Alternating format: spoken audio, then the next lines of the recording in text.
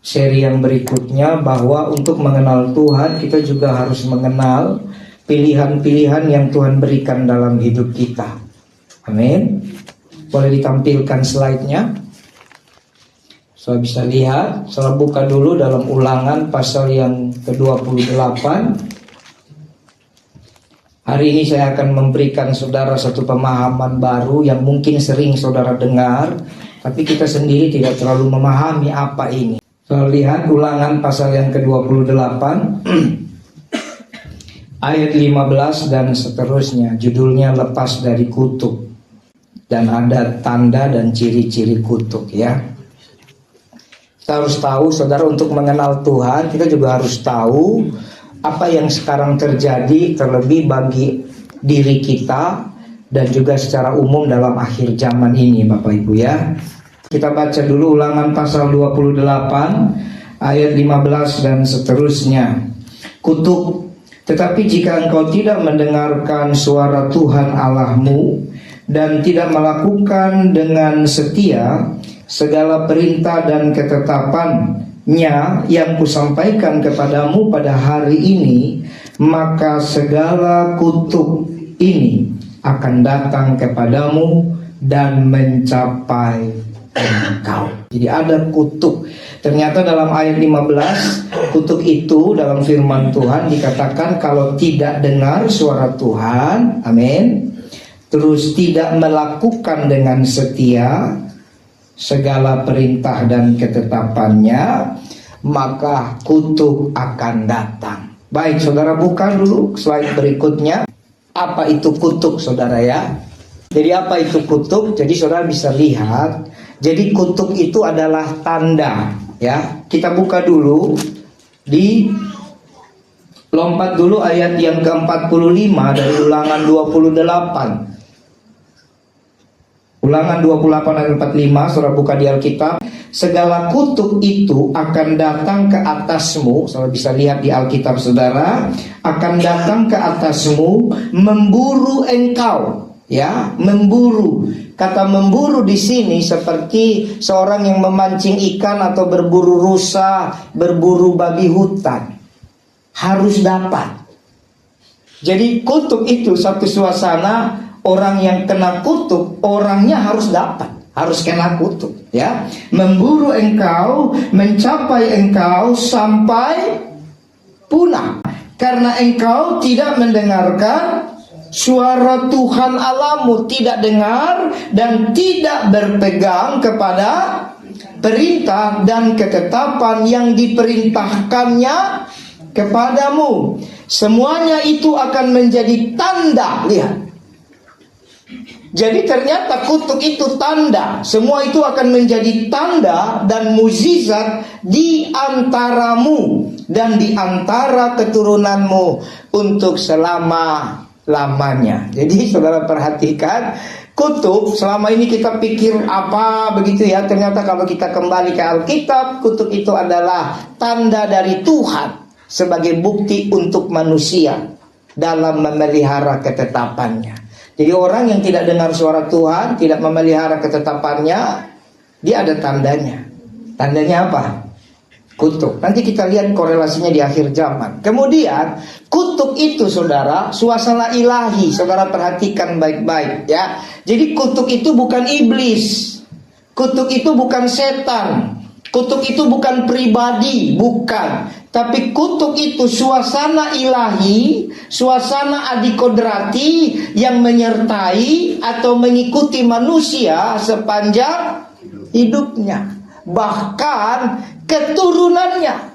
Jadi suasana ilahi itu bukan hanya ikut sama orang yang tidak dengar suara Tuhan, tapi ikut sampai keturunannya, ya, bukan benda atau pribadi, tapi keadaan supranatural yang menaungi. Ya, supranatural yang menaungi. Demikian juga berkat dan urapan. Nanti kita akan belajar terus apa itu berkat. Apakah waktu saudara banyak uang artinya diberkati? Jadi kita harus mengenal Tuhan, mengenal kekristenan yang kita percaya. Katakan amin. Jangan sampai kita percaya Yesus, mengenal kekristenan, tapi dengan cara pandang yang tidak tepat. Ya, jadi kutuk itu suasana ilahi. Sama seperti begini untuk saudara memahami. Saudara merasakan dinginnya AC ini, betul? Ada ya. Nah, ini kita bisa tahu ini bicara udara. Kita tidak bisa pegang, tapi kita bisa rasa. Tapi waktu saudara merasa mencekam, apakah itu udara? Bukan, itu suasana. Saudara pergi ke tempat angker, ada perasaan mencekam, betul ya? Nah, itu suasana, bukan udaranya yang tiba-tiba berubah. Nah, itu yang disebut suasana ilahi. Ya, perhatikan, berarti ada otoritas Tuhan dalam kutuk. Kita mengerti dulu. Karena kutuk itu dari firman Tuhan, segala kutuk ini akan mencapai engkau. Berarti otoritas Tuhan. Jangan saudara pikir kutuk itu pekerjaan setan. Halo? Halo? Jangan salah ya. Kutuk itu tadi karena apa? Tidak dengar, tidak lakukan dengan setia, tidak taat, tidak berpegang. Betul? Berarti otoritas Tuhan. Jadi jangan takut sama kutuk. Karena kalau otoritas Tuhan, maka solusinya ada di Tuhan. Kenapa orang takut dengan kutuk? Takut bicara kutuk karena dipikir kutuk itu pribadi setan. Bukan. Paham? Ya, next lagi. Nah, dalam Kamus Besar Bahasa Indonesia, kutuk itu adalah kesusahan atau bencana yang menimpa seseorang yang disebabkan oleh doa atau kata-kata yang diucapkan oleh seseorang yang punya kuasa karena orang itu melakukan kesalahan. Ternyata Kamus Besar dia cuma memahami setitik. Paham setitik? Jadi dalam bahasa Indonesia atau mungkin secara manusia, kutuk itu hanya karena perkataan, seperti legenda Malin Kundang. Dasar anak. Nah, lalu dikutuk jadi batu. Nah, jangan-jangan selama ini yang kita pahami, kutuk itu yang menurut Kamus Besar. Makanya kita tidak mau kenal Tuhan. Selama kita tidak mendengar ucapan kutuk dari orang, kita aman.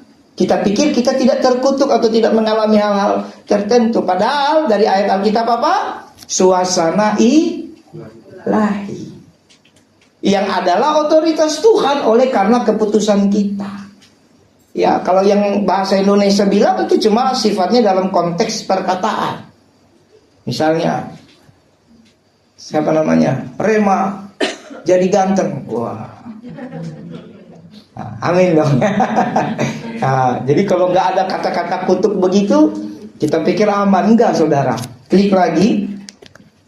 Hari ini kita belajar bersama baik-baik ya Bapak Ibu.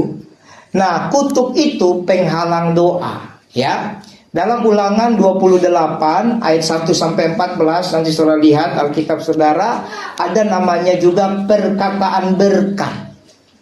Jadi Tuhan itu baik loh. Dia itu adil. Dia kasih berkat.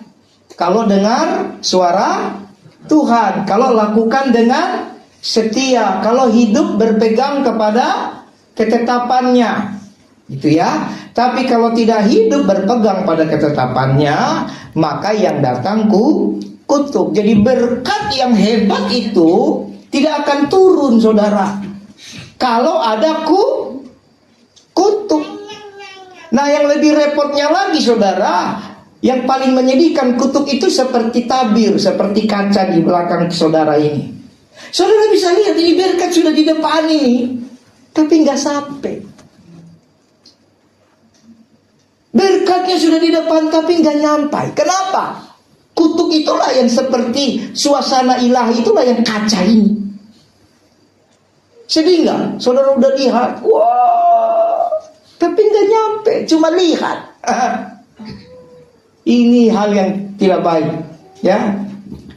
Jadi kutuk itu tidak akan menghalangi doa-doa kita, ya. Saya kasih contoh, saudara lihat Ulangan 28 di ayat yang 30, contoh ya. Ayat yang 30, engkau akan bertunangan dengan seorang perempuan, tetapi orang lain akan menidurinya. Maaf ya, ini firman, bukan omongan saya. Sebagai orang Kristen kita harus menghormati firman Tuhan sebagai Tuhan itu sendiri. Amin. Orang lain yang nidurinya. Engkau mendirikan rumah tetapi tidak mendiaminya. Engkau membuat kebun anggur tapi tidak mengecap hasilnya. Ini firman Tuhan. Apalagi kita lihat lagi ya, ayat yang 23. Juga langit yang di atas kepalamu akan menjadi tembaga, dan tanah yang di bawah pun menjadi besi. Ini saya ambil sedikit. Langit jadi tembaga, artinya doamu tidak bisa naik. Kalau orang Kristen keliling gereja A, B, C, D, mulai dari gereja yang paling sederhana sampai paling keren, gak naik rohaninya, gak bertumbuh, tidak bisa ketemu Tuhan, itu tanda kutuk.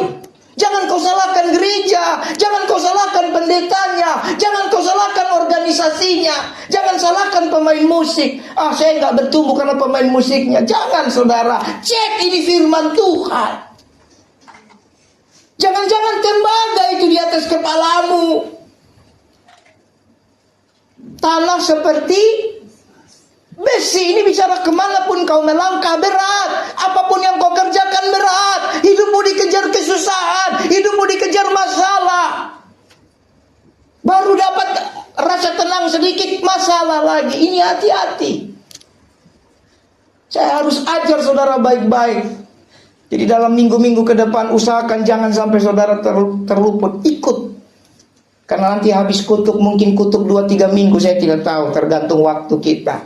Habis itu kita belajar apa itu berkat. Mungkin sama juga 2-3 minggu, habis itu kita belajar apa itu urapan. Saudara mau nggak jadi orang Kristen sebelum sampai ke surga di bumi mengenal Tuhan? Amin. Kalau mengenal Tuhan nanti sudah mati, ya mati aja lah kita kan. Tuhan mau datanglah kerajaanmu di bumi seperti, berarti selama di bumi kita kenal dia, kenal hatinya, yang memahami apa yang terjadi dalam diri kita.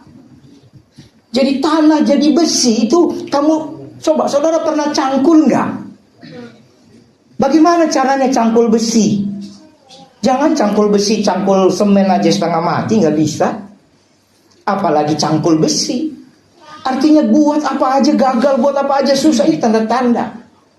Tapi jangan langsung cocokologi ya. Ada orang gagal karena perhitungan yang tidak matang. Ada orang gagal karena tidak mempersiapkan diri.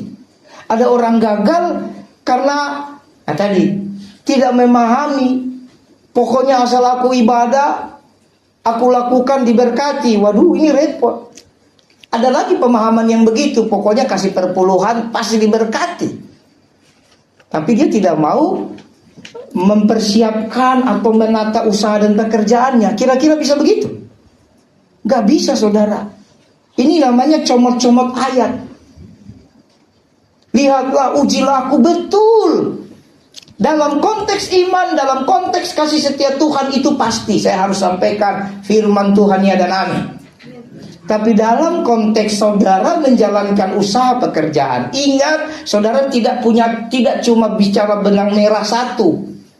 Tuhan dan saudara tidak, ada banyak benang. Betul nggak? Ada banyak benang di samping kiri, kanan, depan, belakang saudara. Benangnya apa? Benang tantangan zaman, betul ya? Benang persaingan bisnis, betul ya? Benang strategi marketing, macam-macam benangnya. Halo? Jadi kita nggak bisa secara benang merah Tuhan pasti berkati waktu saudara lakukan firman Tuhan. Nah, benang-benang yang lain ini bagaimana caranya? Jangan-jangan benang-benang ini tambah banyak karena ada kutuk, atau karena kesalahan sendiri, atau karena umatku binasa karena tidak berpengetahuan, atau karena tidak tahu apa-apa.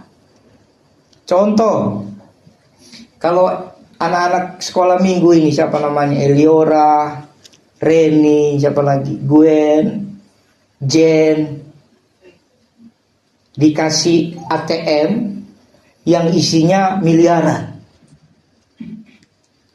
Ngerti nggak mereka? Paling cuma ngerti, wow miliaran, wih gayanya doang. Mereka lihat solder dibolongin.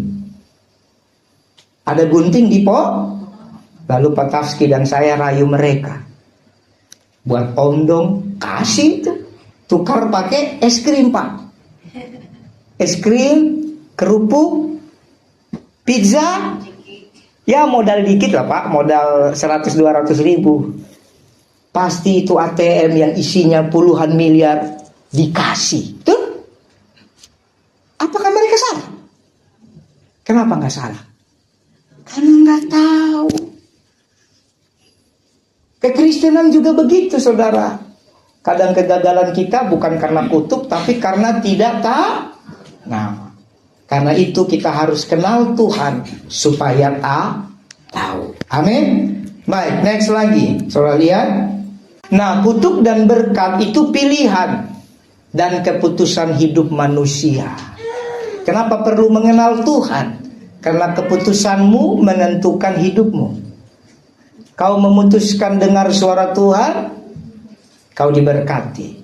Kau memutuskan tidak peduli suara Tuhan, kamu kena kutuk. Halo?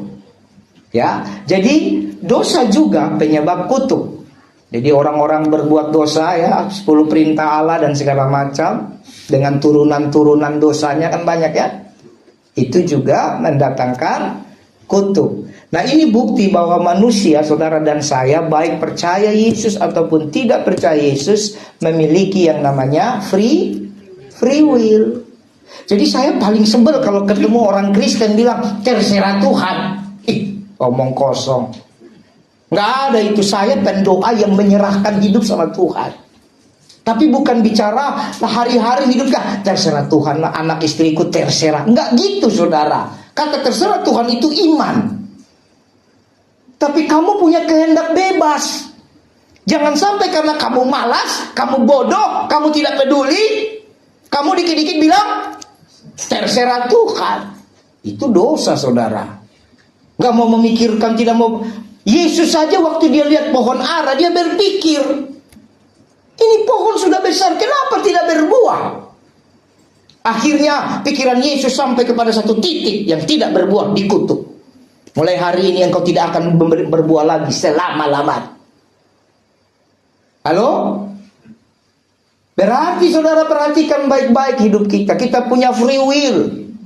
Semakin Anda dekat dengan Tuhanmu, seperti lagu kita itu, lagu ciptaan waktu hari Pantekosta. Ya, semakin kamu dekat dengan Tuhanmu, kamu akan semakin menyerahkan hidup sama Tuhan, bukan semakin terserah. Menyerahkan hidup sama Tuhan dengan terserah itu beda loh. Kadang terserah itu bahasa abu-abu, artinya sudah tidak mau lagi memikirkan apa-apa. Ini beda. Terserah, sekalipun ujungnya terserah Tuhan, itu sebenarnya terserah kepada keadaan. Tuhan tidak mau orang percaya seperti itu. Amin. Tapi menyerahkan hidup sama Tuhan, itu yang Tuhan mau. Ya, kita punya free will. Bilang temanmu, kita punya free will. Kamu yang putuskan. Ya, Ulangan 30 ayat 15 sampai 19. Coba dilihat, saya taruh ayatnya itu. Ingatlah aku menghadapkan. Tolong saya minta satu orang anak muda sukarela maju di sini. Anak yang masih muda. Ayo. Damai. Ya, pas kamu hadap samping lihat. Ya.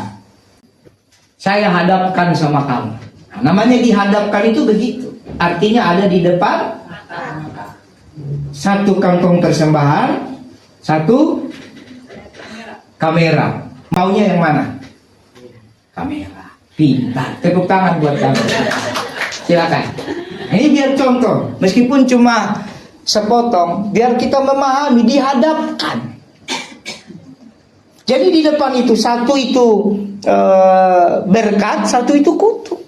Dihadapkan. Dan dihadapkan sama kepada semua orang.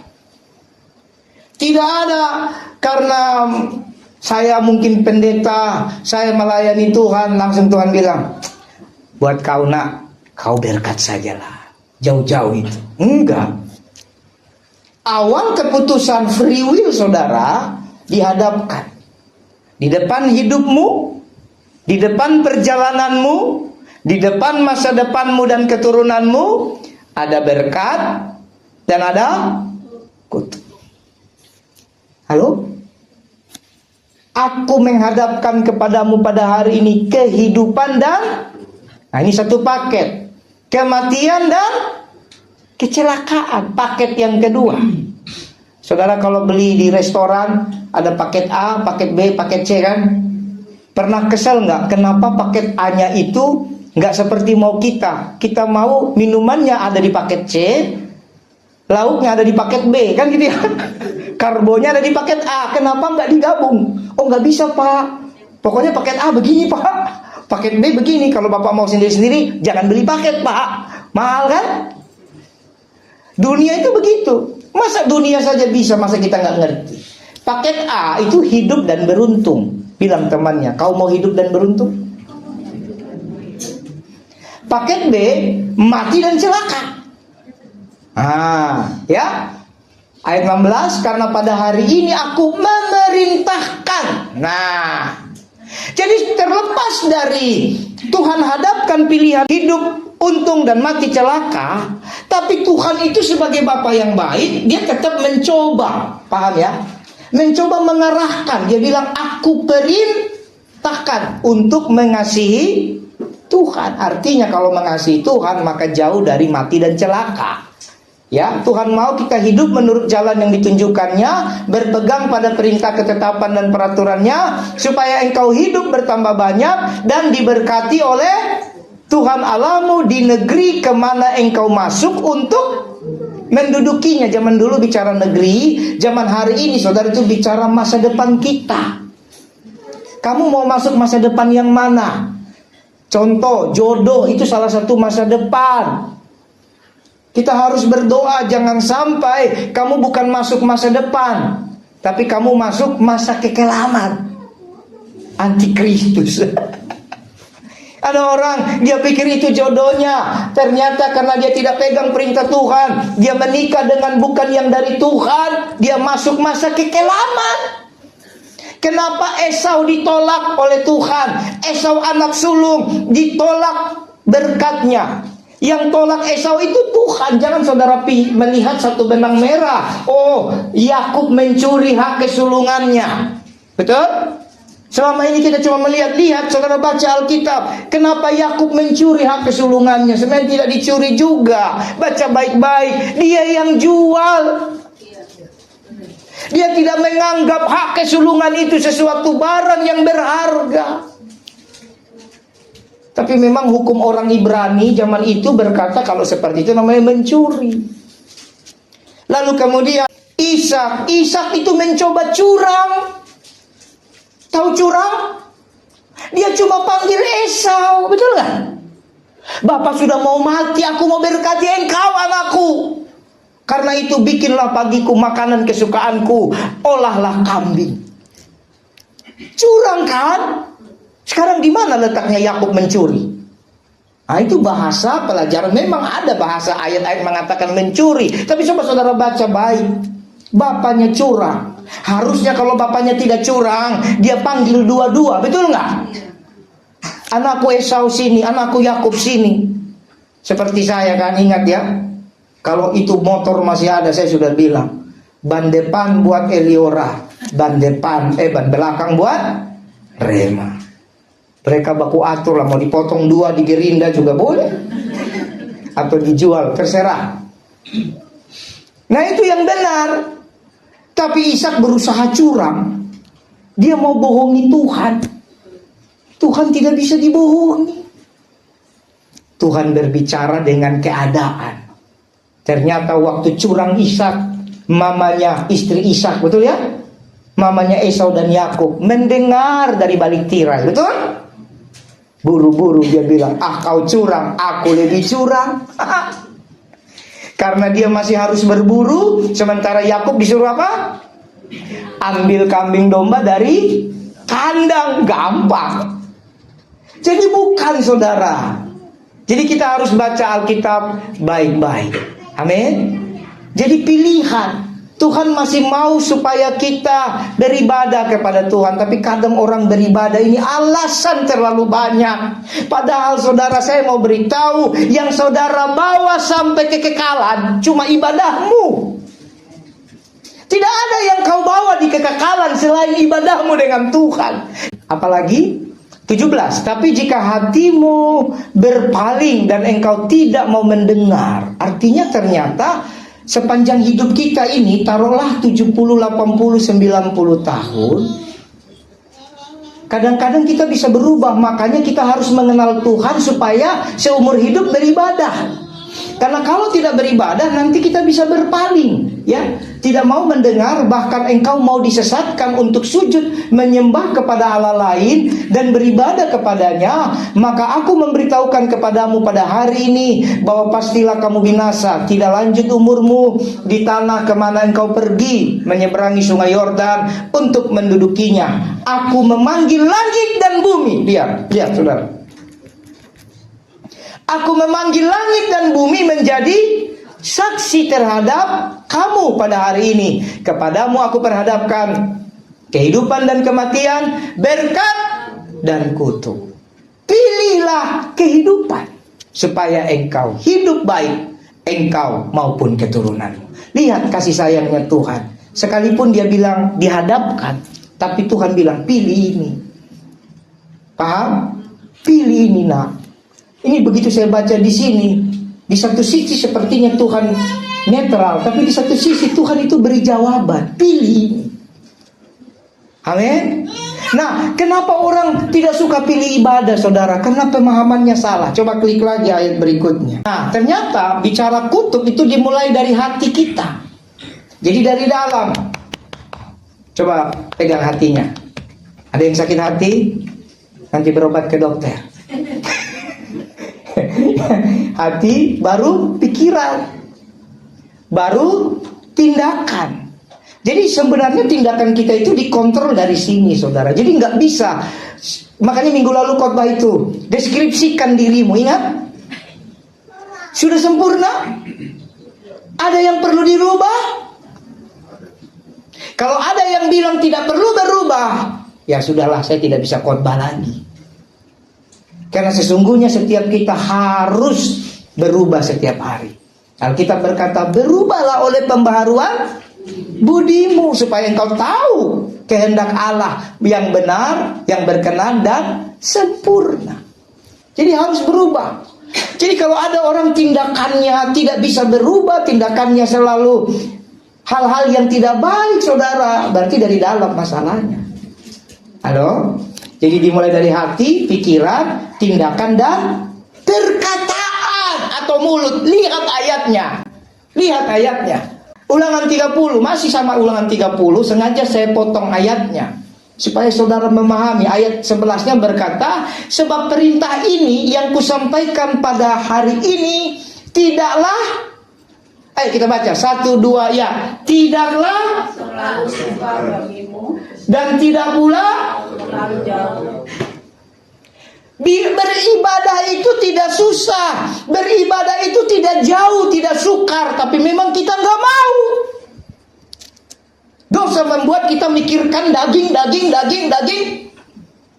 nyaman, enak. Padahal nggak susah. Sekarang saudara tinggal datang di gereja, susah nggak? Yang susah itu Pak Andi.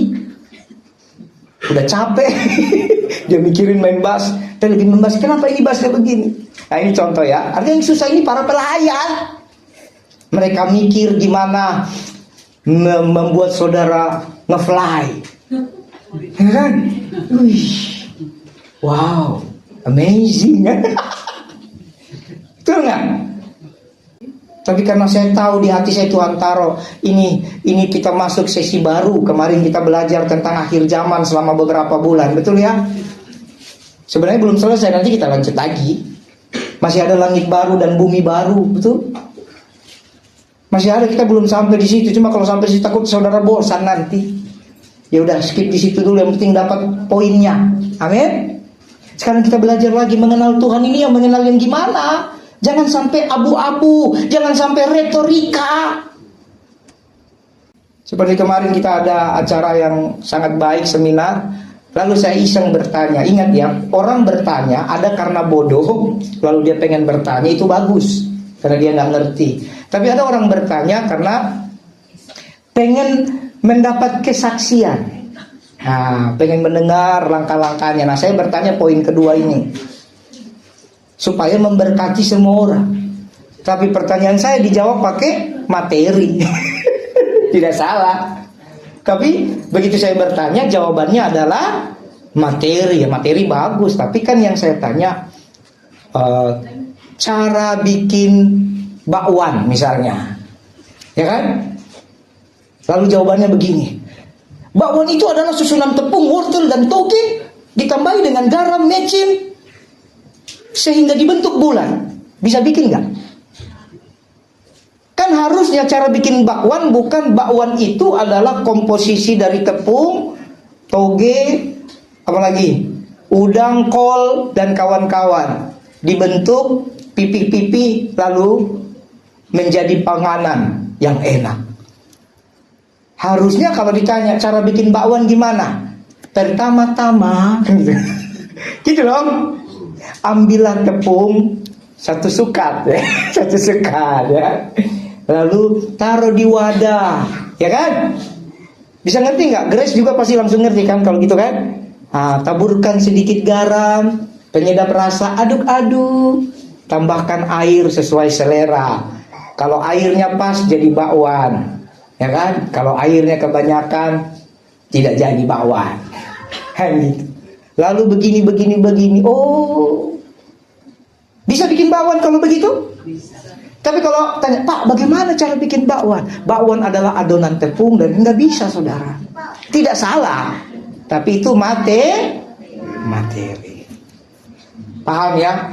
Jadi dalam kita mendengar firman juga, jangan-jangan saudara, banyak kekristenan sekarang ini mendapatkan khotbah retorika. Materi tidak salah, materi, tapi ngerti nggak? Kalau nggak ngerti itu yang repot. Kita harus jadi orang Kristen yang mengerti supaya tidak binasa. Katakan amin. Nah, jadi lihat, tidak sukar, tidak jauh, tidak di langit tempatnya. Ternyata ibadah. Di sini yang mungkin dari rumahnya, siapa di sini dari rumah 1 jam? Kami kalau dari rumah 1 jam, 50 menit. Puji Tuhan aja ada lafon, menghemat setengah jalan. Kan? Jadi kira-kira yang 1 jam itu sudah di langit belum? Belum. Tidak di langit tempatnya. Sehingga engkau berkata, siapa yang akan naik ke langit untuk mengambilnya bagi kita dan memperdengarkannya kepada kita supaya kita melakukannya. Juga tidak di seberang laut. Siapa di sini tinggalnya, nggak usah sampai di Nias lah, tinggalnya di Pulau Seribu ada. Jadi setiap kali ibadah naik kapal seberang laut. Pulau Seribu naik kapal sih, kalau Pulau Untung mah 30 menit ya. Kapan-kapan kita ke sana yuk. Wah, haleluya. Belum ada kan yang sampai seberang laut kan? Enggak ada. Kita masih di sini. Masih setengah jam, 15 menit, 40 menit. Ya, apalagi? Sehingga kau berkata, siapa akan menyeberang ke seberang laut untuk mengambilnya bagi kita dan memperdengarkannya kepada kita supaya kita melakukannya. Tapi firman ini, lihat, firman ini sangat dekat kepadamu, yakni di dalam mulutmu dan di dalam hatimu. Amin. Kenapa? Mungkin saudara sebel, Pak Budi ini apa sih? Apa cek? Tiap hari, tiap minggu suruh baca Alkitab. Karena memang firman itulah penolong kita. Amin. Baca tiap hari supaya hidup kita bahagia, hidup kita ditolong Tuhan. Amin. Selalu ingat ya, terlepas dari pembacaan pribadi, saya ingin saudara dapat benang merah Alkitab. Karena seperti yang kemarin saya sampaikan, pembacaan pribadi kita akan memilih yang enak bagi kita. Nah, kalau saudara bisa bacanya lewat dengar, dan kemarin sudah kita sepakati ya, masalah teknis bacanya itu terserah kita. Ada yang mungkin sudah tua atau keadaan tertentu dia nggak bisa baca seperti baca gitu, dia mau dengar boleh juga. silakan download Alkitab Voice, betul ya? Gak ada masalah saudara. Tapi paling enak sebenarnya ini bapak-bapak, di mana bapak-bapak angkat tangan? Nah, siksa istrimu yang baik begini. Suruh dia baca kau tenang. Kan? Betul nggak? Padahal kalau sudah punya anak, suruh mereka baca, kau dengar saja juga tidak apa-apa. Ya dong. Intinya sama-sama diberkati, itu penyiksaan yang positif. Benar nggak? Dia sebel tapi tanpa dia sadari dia diberkati karena dia makan firman, betul? Kita juga yang punya pergumulan susah baca, kita diberkati karena kita juga dengar firman Tuhan. Amin. Ya berarti bebas saudara mau pakai pola apapun, percaya firman itu menolong kita. Jadi Bapak Ibu, itu di situ ada ayatnya, ada di mulut. Tapi dimulai dari hati. Kenapa dikatakan itu jauh di langit? Karena hatinya nggak beres, pikirannya nggak beres, apalagi tindakannya nggak beres, maka mulutnya nggak beres. Firman Tuhan mengajarkan bahwa firman itu tidak jauh, tidak susah. Amin. Ada di mana? Di mulut kita, ada di hati kita. Kemudian klik lagi. Nah, kita lihat tandanya dulu, baru nanti poin. Jadi ini bisa 2 minggu atau 3 minggu. Tanda atau ciri-ciri kutuk. Nah, sebenarnya kalau saya mau bikin ayatnya terlalu banyak, tapi saya coba mengambil beberapa ayat saja dengan harapan saudara harusnya sudah baca Alkitab, memahami kemudian hari. Amin. Tanda atau ciri sederhana, yang pertama, berkatnya menjadi kutuk. Artinya yang harusnya berkat malah jadi kutuk. Harusnya sukacita menjadi masalah. Harusnya kegembiraan menjadi kedukaan. Harusnya kegirangan menjadi kesedihan. Itu tanda. Coba kita lihat ayatnya, ada nggak? Terus lagi. Nah, orang-orang yang terkena kutuk, selain berkat menjadi kutuk, sukacita menjadi masalah, ternyata saudara, orang-orang ini tidak memperhatikan hidupnya lagi. Malas tahu, masa bodoh dengan dirinya. Jadi makanya tadi di awal saya bilang, kalau ada orang bilang terserah, jangan-jangan Anda ada sesuatu yang tidak tepat. Orang kalau tidak perhatikan hidupnya lagi, itu tanda-tandanya. Pernah nonton media-media sosial atau di televisi, ada dari wajahnya ganteng atau cantik, tapi begitu masuk ke kamarnya itu sampah sudah bertahun-tahun. Pernah nonton?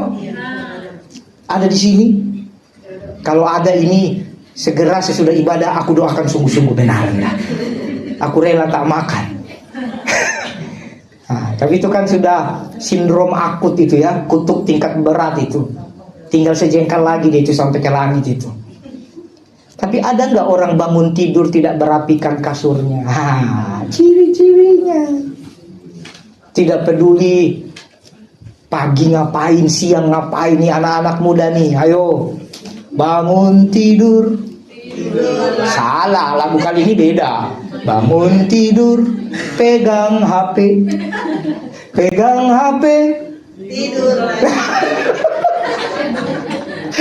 Nah itulah, saudara tambah sendirilah ya.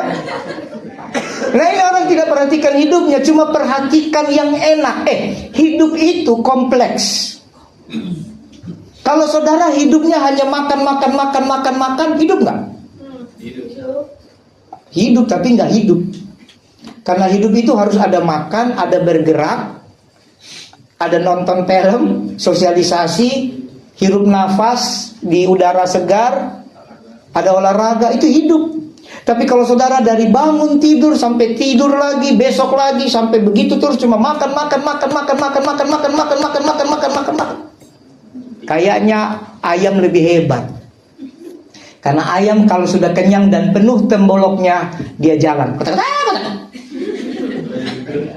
Nggak ada itu ayam begini terus. Jadi kalau kita cuma makan, hidup sih, tapi sebentar lagi mati itu. Namanya hidup kan harus ada unsur makan, betul ya? Minum, bersosialisasi, olahraga, bergerak, bekerja, teriak, sekedar melampiaskan amarah, betul ya? Makanya nyanyi. Kenapa lagu-lagu rohani sekarang banyak yang musiknya mirip lagu dunia? Karena mereka tidak teriak lagi di hadirat Tuhan, teriaknya pas nyanyi. Yeah! Padahal teriak itu melepaskan hormon-hormon tertentu. Makanya teriaklah waktu kau di hadirat Tuhan, hatimu lega. Kalau nggak teriak di hadirat Tuhan, kau teriak sama orang, hatimu lega, orang emosi. Halo? Amin. Jadi orang tidak perhatikan hidupnya. Cek, apalagi? Nah, buka ayatnya, Maleakhi 2 ayat 2. Lihat kitab Maleakhi pasal 2 ayat yang kedua. Nah, jika kamu tidak mendengarkan dan kamu tidak memberi perhatian. Nah, jadi orang yang tidak memperhatikan Tuhan, tidak memberi perhatian kepada perintah Tuhan untuk menghormati nama Tuhan, dia pasti tidak memperhatikan hidupnya. Percayalah, ya. Maka aku akan mengirimkan kutuk ke antaramu dan akan membuat berkat-berkatmu menjadi kutuk. Itu tadi, jadi berkat jadi kutuk. Ya. Dan aku telah membuatnya menjadi kutuk sebab kamu ini tidak memperhatikan. Perhatikan saudara. Ya, kenapa kemarin minggu lalu khotbah kita apa ini? Wah, yang hal dunia kita perhatian sekali ya. Yang pengen mobil biru ada kan? Perhatian. Yang di luar kita perhatian.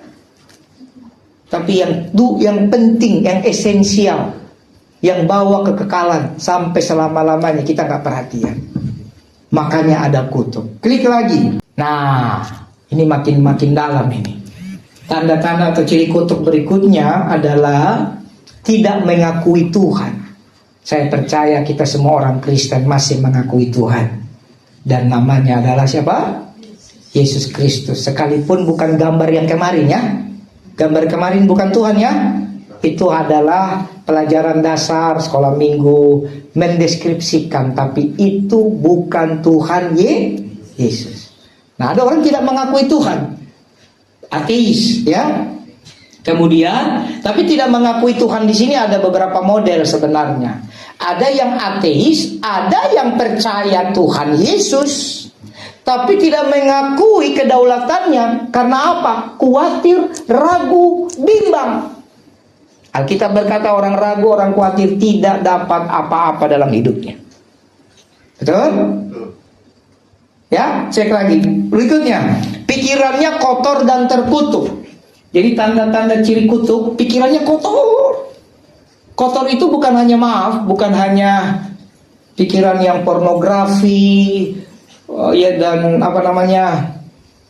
pikiran benci sama orang. Enggak, kotor itu juga banyak. Kotor itu kan ada gini. Kotor itu ada modelnya, betul ya? Kalau got, kotornya apa? Hitam. Betul ya? Kalau sungai, kotornya apa? Hitam sudah pasti kotor ya. Tapi kalau sungai coklat-coklat ada sampah-sampah, itu udah kotor. Got bening bersih nggak? Nah, paham ya? Secara manusia, gotnya bersih bening, tapi ada yang mau minum airnya? Ada? Ada?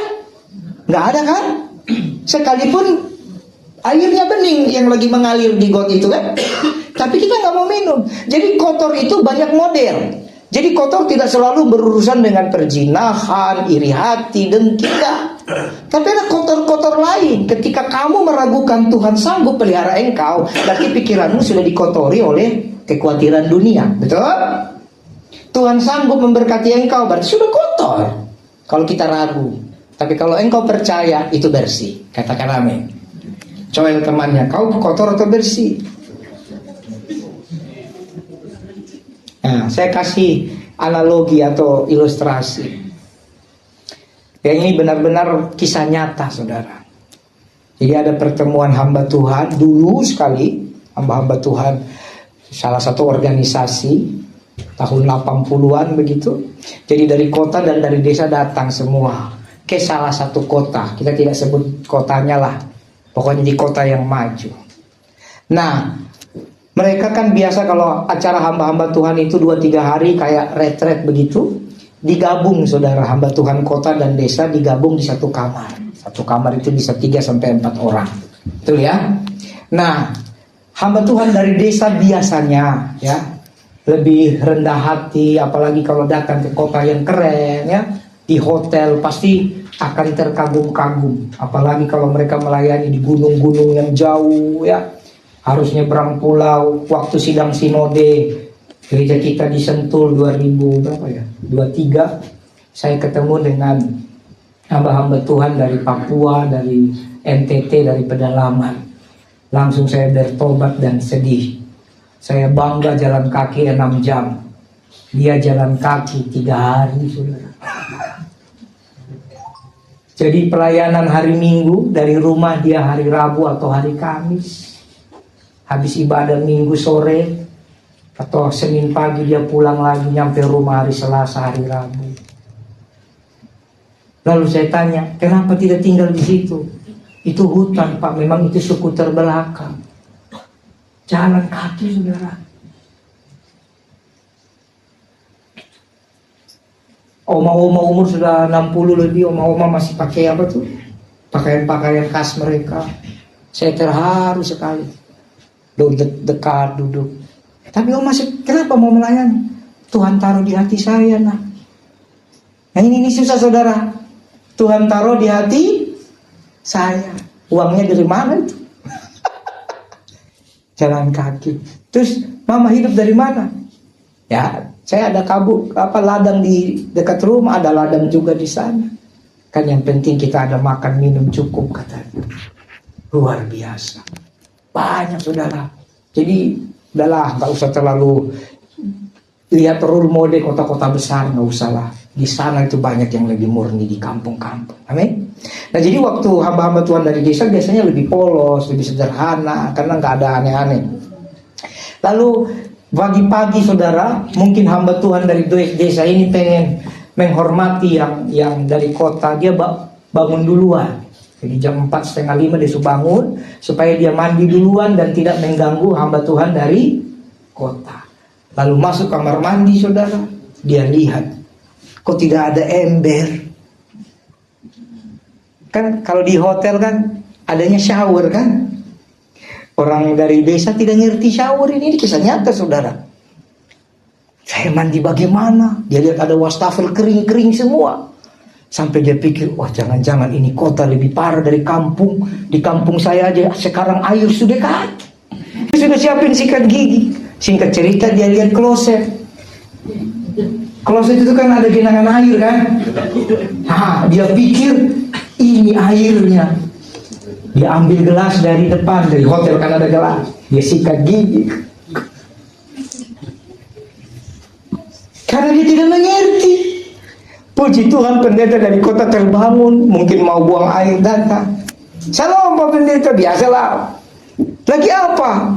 Lagi sikat gigi. Ini kota besar kok air sedikit, cuma di sini katanya. Untuk pendeta ini baik. Pak Pendeta, tolong itu jangan, tolong kumur ulang. Dia buka itu keran, dia kasih tahu, tidak begini Pak. Bagaimana? Dia kasih tahu, bla bla bla bla bla bla bla bla bla. Saudara tahu? Ini benaran kisah nyata, saudara. Ya, pertemuan tahun 80-an 90 awal itu ada hamba-hamba Tuhan yang belum mengerti. Ya. Makanya sekarang biasanya sebelum masuk kamar kadang-kadang di briefing dulu, diberitahu. Zaman dulu ya mungkin lost atau bagaimana, saya juga tidak paham. Jadi saudara, air itu sekalipun bersih tapi di kloset, saudara mau nggak? Nah, kalau saudara pergi ke kampung, saya sering ke kampung-kampung ya, ada bak mandi, betul? Yang terbuat dari semen yang tidak dikeramik gitu ya, semen biasa, yang nanti mulai berlumut ya, tidak bersih. Tapi karena itu bak, saudara mau mandi nggak? Pilih mana? Mandi pakai bak berlumut atau air kloset yang bersih? Nah, kalau kita masih normal, semahal-mahalnya itu kloset, saya pilih mandi pakai bak yang berlobang-lobang itu, bak yang berlumut itu. Saya tidak akan mandi pakai kloset yang mahal itu. Paham maksud saya? Jadi saudara, mengenal firman Tuhan sama seperti itu. saya merasakan banyak orang Kristen, terlebih di kota-kota besar, tertipu. Mereka menikmati air bersih tapi dalam kloset. Hati-hati Bapak Ibu. Dengan hati yang pedih saya sampaikan. Kenyamanan palsu, pengertian palsu. Air tetaplah air. Firman itu air hidup. Tapi wadah menentukan, saudara. Sejelek-jeleknya wadah itu Bapak Ibu, tapi kalau dia masih bak air, air itu bisa digunakan banyak hal. Amin. Bahkan air itu bisa diminum, asal saudara berkorban dikit, saudara masak. Sekalipun saudara pakai teknologi tinggi, pakai pH ya, teknologi ukur air, saudara ukur air di kloset, saudara mau masak airnya? Saya nggak mau. Tapi banyak orang karena pikir Tuhan itu ada di langit, ada di seberang lautan. Yang penting klosetnya mahal, putih mengkilap, rela sikat gigi dari situ. Saudara, firman Tuhan tetaplah firman Tuhan, tapi perhatikan wadahnya. Amin. Kalau wadah itu adalah bak penampungan air, maka nikmatilah sepuas-puasnya. Ini bicara gereja atau komunitas. Harus menentukan dia apa, saudara. Kalau air itu urusan Tuhan. Amin. Tapi wadah. Itu sebab kenapa di gereja ini ulang-ulang setiap minggu. Mari baca, mari doa, mari. Supaya apa? Kita bukan menikmati air dari kloset. Kita menikmati air dari wadah yang benar. Katakan amin. Nah, jadi pikiran kotor, saudara. Pikiran kotor dan terkutuk ini membuat kita juga salah memilih air tadi. Ya, lagi, next lagi. Perbuatannya tidak pantas. Coba klik lagi. Nah, ada perbuatan-perbuatan tidak pantas, sama seperti tadi. Minum air dari kloset kan tidak pantas, sekalipun itu cerita yang berbeda ya. Nah, dalam hidup kita banyak seperti itu. Kita melakukan hal-hal yang tidak pantas. Nah, ini tanda-tandanya. Kita buka ayatnya. Roma 1 ayat 28 sampai 31. Nah, dan karena mereka merasa tidak perlu mengakui Allah, lihat. Mereka merasa tidak perlu mengakui Allah, maka Allah menyerahkan mereka kepada pikiran terkutuk. Apa itu pikiran terkutuk? Mereka melakukan yang tidak pantas, ya, penuh dengan rupa-rupa kelaliman, saudara. Tahu lalim? Waduh, lalim zalim itu mirip, saudara ya. Kejahatan. Saya percaya nggak usahlah diajar itu jahat. Pasti saudara tahu apa itu kejahatan. Ya, apalagi serakah. Serakah itu semua berpusat tentang dirinya sendiri. NPD, narsistik personality disorder. Itu bagian dari serakah, egois, ya. Apalagi busuk, hatinya busuk, tidak mau lihat orang lain maju. Maaf, ada suku-suku tertentu di Indonesia, kalau saudaranya maju dia tarik ke bawah. Itu tanda kutuk. Betul? Ada. Gak usah kita sebut sukunya supaya tidak membuat kita merasa bagaimana gitu. Apalagi penuh dengki, pembunuhan, perselisihan, suka selisih sana sini dan tidak mau pulih. Padahal kalau selisih uang kita cari, suami istri berantem, mana itu yang 3.000? Apa sih Pi yang 3.000 Pi? Itu kemarin kau belanja 97.000, 3.000 aja Bang. Ya udahlah Pi. Yang itu aja kita damai, tapi kalau selisih sama orang tidak mau. Uang kita mau damai. Kita paham ya? Tapi sama orang nggak mau. Apalagi tipu muslihat, kefasikan. Mereka adalah pengumpat. Anak-anak muda jangan mengumpat ya. Teman-teman sekolah kalian mungkin suka ngumpat, dasar lu, atau ngejek, atau ngomong apa itu, aduh tidak enak, AN, yang harusnya anjing diganti jadi, maaf ya, anjing.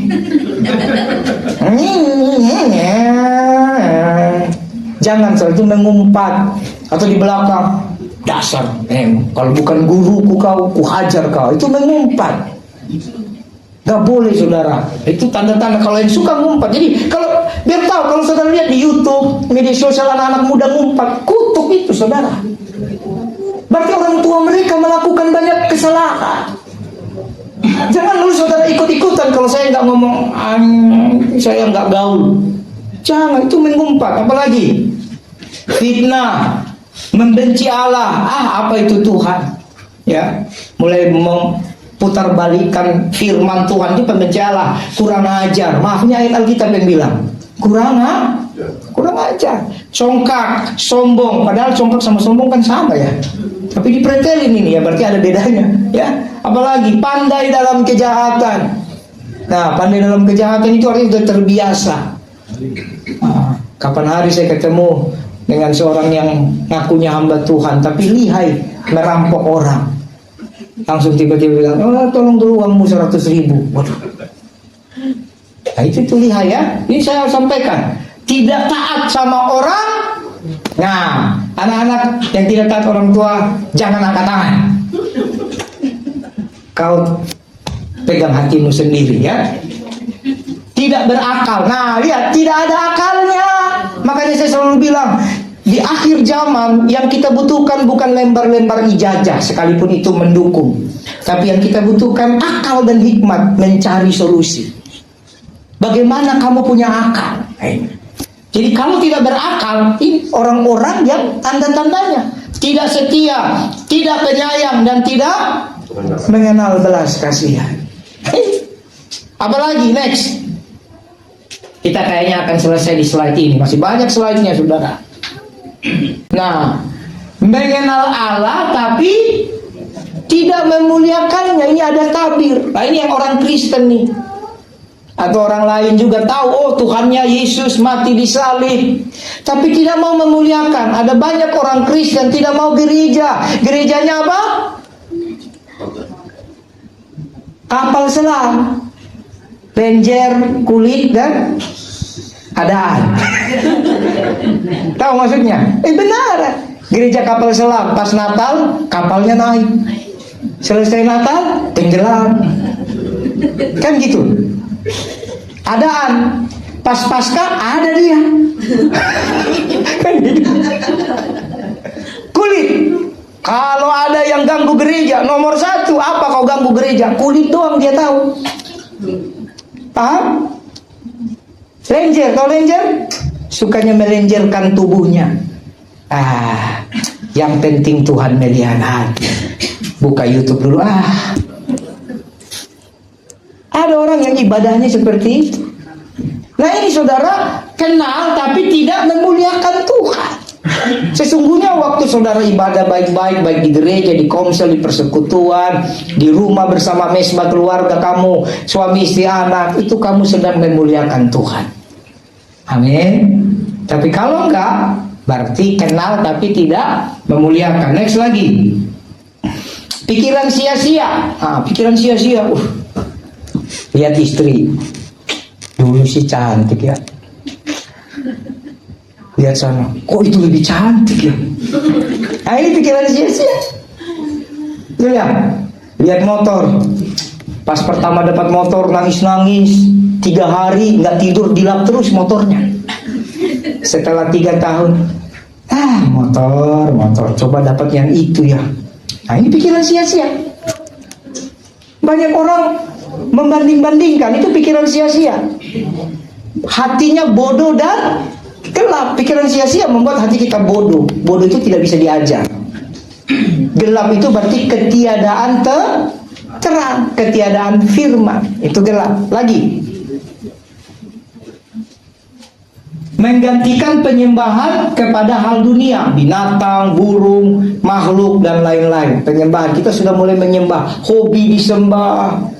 Kan minta maaf ya, saya tidak mendeskripsikan sesuatu, tapi kalau bicara normal saudara, mobil tahun 70-an harganya 5 miliar, mau nggak? Tapi ada komunitas yang seperti itu ya. Mobil brand tertentu tahun 70-an Harganya 5 miliar. Padahal teknologinya starter jalan sekilo, dorong 3 kilo.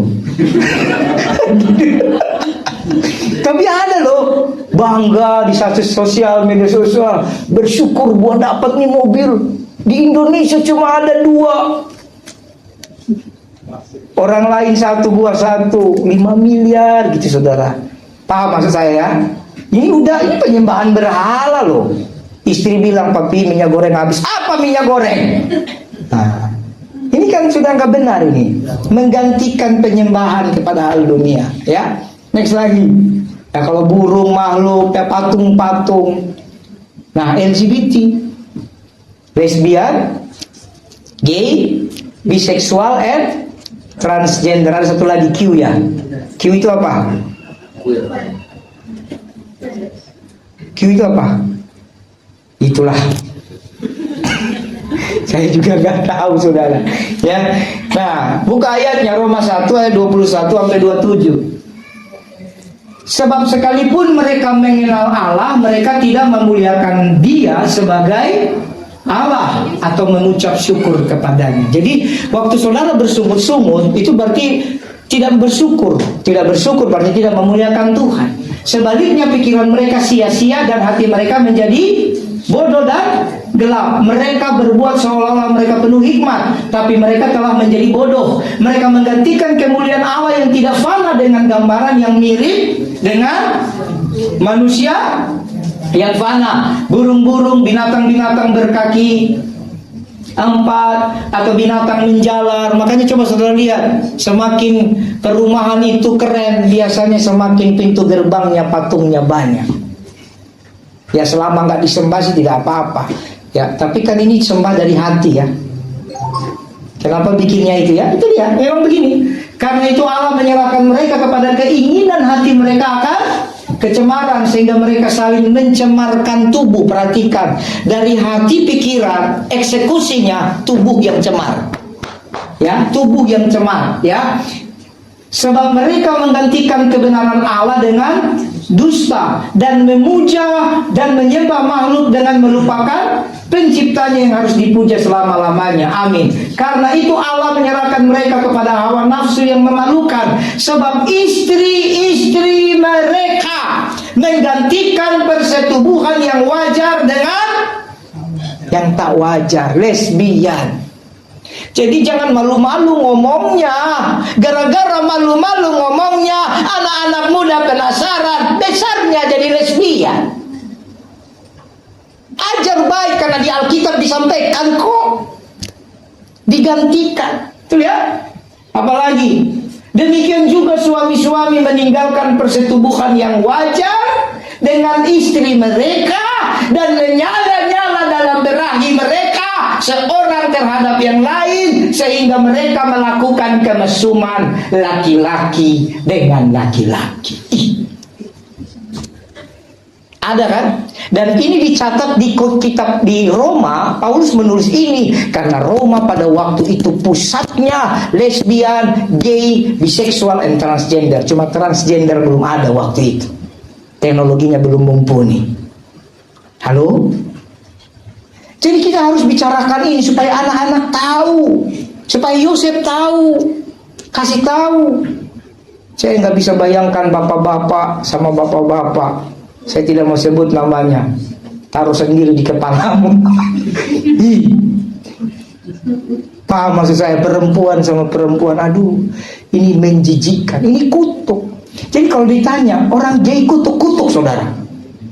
Orang lesbian kutuk-kutuk saudara. Biseksual kutuk-kutuk saudara. Biseksual lebih jahat saudara. Saya banyak mendoakan, dia punya istri, punya anak, tapi dia jeruk makan jeruk. Nanti telepon istrinya, mami, ya pi, 3 hari papi nggak pulang ya. Oke, kemana? Ke sini. Sama siapa? Sama Anu. Oh, dia pikir Anu kan cowok sama cowok. Di hotel mereka berbuat segala macam dosa. Akhir zaman, bumi ini sedang kena kutuk buah-buah dosa dari masa lampau. Amin. Kita lihat, tolong dibuka dulu Ratapan 5 ayat 7. Ratapan 5 ayat 7. Apa katanya? Bapak-bapak kami berbuat dosa, mereka tidak ada lagi, tapi kami yang menanggung kedurjanaan mereka. Jadi kita ini produk dari nenek moyang kita. Nenek moyang kita yang menyembah burung, menyembah binatang-binatang, menyembah segala macam. Turunlah ke manusia Gen Z ini, manusia milenial sekarang, bukan sudah nggak tahu lagi generasi apa ini. Turun saudara. Jadi itu kenali saudara bahwa Tuhan mau memulihkan kita. Katakan amin. Katakan amin. Jadi saya berdoa supaya tidak ada lagi orang Kristen yang senang ketemu LGBT. Ada loh yang senang. Minta maaf sekarang di media sosial atau di tempat-tempat komunitas yang besar, semakin banci semakin laku kan? Semakin bencong semakin laku. Semakin miring semakin laku. Kenapa bicaranya laku? Karena mereka menjadi komoditas saudara. Mereka bukan lagi pribadi sempurna ciptaan Tuhan. Anda bukan komunitas. Katakan amin. Anda bukan barang dagangan. Anda pribadinya Tuhan. Diciptakan serupa segambar dengan Tuhan penciptamu. Kenapa di tempat-tempat tertentu makin banci makin laku, makin gay makin laku? Karena dia lupa dia segambar dengan Tuhan. Dia pikir dirinya komoditas. Hari ini Bapak Ibu Saudara, kita lanjutkan lagi nanti minggu depan. Tapi ingat, ini tanda-tandanya masih banyak. Coba di spill saja, itu masih banyak ya yang kita akan belajar di minggu-minggu depan.